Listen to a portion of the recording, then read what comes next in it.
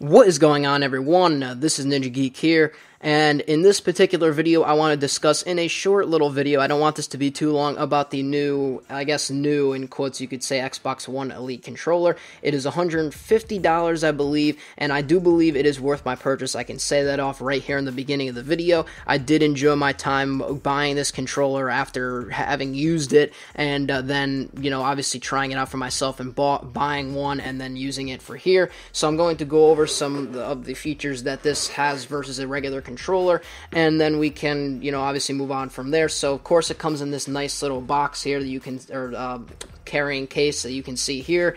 I usually just put this in here so that it doesn't collect a lot of dust. The controllers, obviously, they collect some dust inside the thumbsticks and stuff, so I just put it in here nice to keep it safe. Inside this, if we look inside here, this is just a foam little piece there, but you can see the different thumbsticks that they have, the different D-pad, the back paddles and stuff that it comes with. It comes with these long dome-shaped ones, it comes with the long concave ones, and then it obviously comes with the short concave ones, which I actually have on here because I use Control Freaks, which I'll get into that after. However, and then it comes with this D-pad, so it comes in a nice carrying case. And on the controller, it's a nice brushed steel with a matte like paint here, I guess you could say. It's very nice, rough textured. It's got some grips on here. Great addition, because the regular controllers, which this is a regular limited edition controller, but it's still a regular controller, you can see no grip is just not fun at all in my own opinion. Obviously you can swap these out, so if you don't like this D-pad, it's a magnetic touch. You could change this D-pad for this D-pad, and this will work better depending on what games you play. However, I already have this set up. And then obviously you got the blacked out buttons here. You could change your profile configuration on here. So this is set for Call of Duty for me. Number 2 is set for Overwatch. Just some different additions to the controller that you can mess around with in the actual Xbox app itself. When you go on the Xbox One software, you will be able to change those around to your liking once you actually plug the controller in. On the back side, you can see there is the sync button there. It's kind of green and out in your face, but that is what it is. It says a nice Xbox. It's a nice little look that we got here. You also have hair triggers on this, so I have them on now. You can see they go down to a certain extent. Pushing these buttons up will remove the hair triggers, so they go all the way down. However, I keep both hair triggers down, and then these are the back paddles. Back paddles are nice to have. I don't think that they ruin any experience. This for me is A on the left side, this for me on the right is B, so it's just overall nice. There is more additions where you can put 2 other ones, which I have in this case here, except I just prefer having 2, because using 4, it kind of cuts into this, and it's harder to hold the controller, so that's just the setup that I like to run.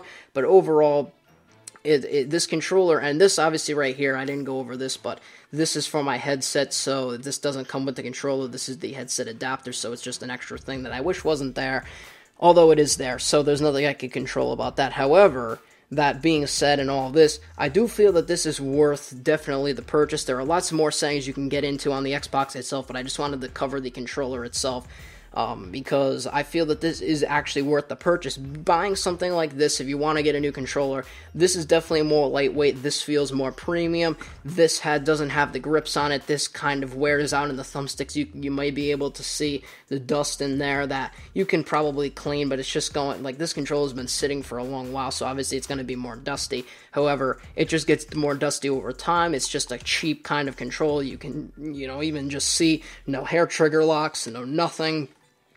For $60, but when you spend $150 on this, you literally can use this, and I doubt it's going to break. I've had it now for over a month, I can say, and definitely it feels so much more premium, so much more in-depth to the controller, that I would just say go out full out and buy this controller. Obviously, these relate to SCUF controllers, and SCUF could be around the same price and more expensive, so you can look into that, but I just wanted to review this controller itself and say that I am currently enjoying it. So let me know your thoughts down below if you were going to pick one of these up, if you have an Xbox One, or if you want to buy one now because of this video, or what your case is on that, or maybe you just like the regular standard controllers versus the Xbox One Elite. But that's basically it, and obviously on here I have Control Freaks. I ordered new ones. These are kind of wearing out, but they still work fine. I'm going to use them until they're all worn down. So that's it on the Control Freak. But actually, if we take off the Control Freak, I'll just take off one for the sake. You can see that the thumbsticks, they actually, like right now, I'm holding the controller by the edge, and they come off with some force. Normally, you're not going to hold it like this and then go and pull it off. You can see that if I just lean it like this, it's still holding the controller up pretty well. So that was just, I pulled it too hard there. But you can see very magnetic, very sticky to it. And once they're in, they're basically not going to come out unless you really, really pull hard to make sure they full on like come out.